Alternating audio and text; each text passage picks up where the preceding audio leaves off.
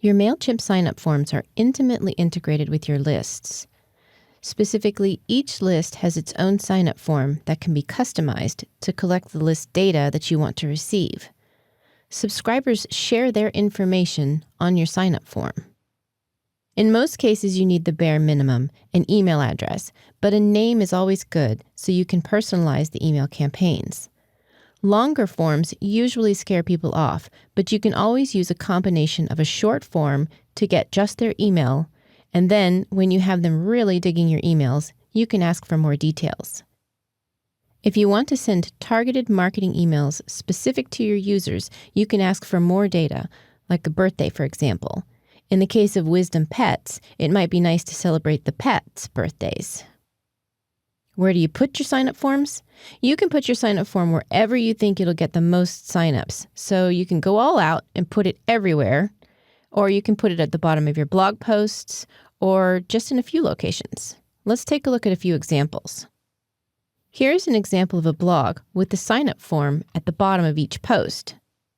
This method works great when you regularly post blogs and you know that you have an interested audience that comes to your website to read them. Here's another example of a website that puts the sign-up form with just one field, an email address, right where everyone can find it. These are all great ways to grow your subscriber list, and of course, there are others.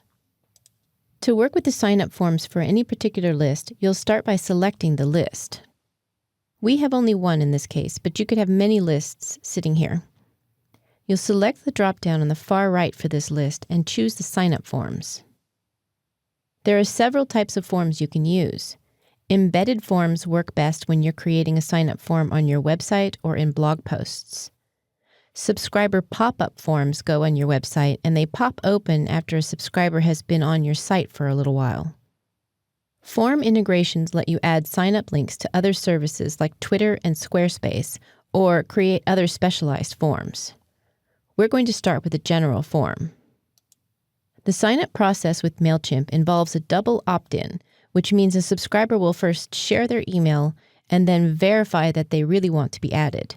It's a surefire way to avoid spam and to be sure that your list is legitimate. Under the drop-down list at the top, you'll see a list of forms and emails. Don't be intimidated by this list because we'll go through each of them, and you don't have to use them all. The first form in the list is the sign-up form, and we'll select that. MailChimp creates a unique URL for each sign-up form. You can send this link to your customers directly, or put it in your email signature, for example. Scrolling down a little further, everything in this gray box will display in the form wherever we put it. The initial fields come from the columns in our list, but you can add new data fields and start collecting new information if you like, or we can delete all of these and just use the email address. Let's tell people why they might want to sign up for this newsletter. We'll click to add a message. Each field in the form can be customized.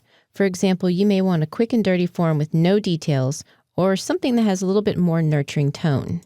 Let's select the email address and we'll change the label. You can also select whether each field is required or not. The only field that is absolutely required in a form by default is the email address, which makes sense. You can hardly send emails to someone without it.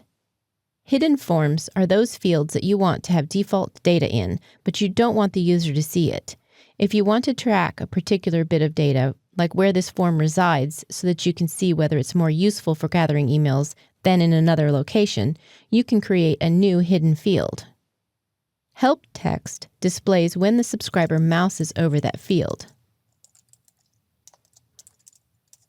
Depending on your subscriber base, you may not need help text at all.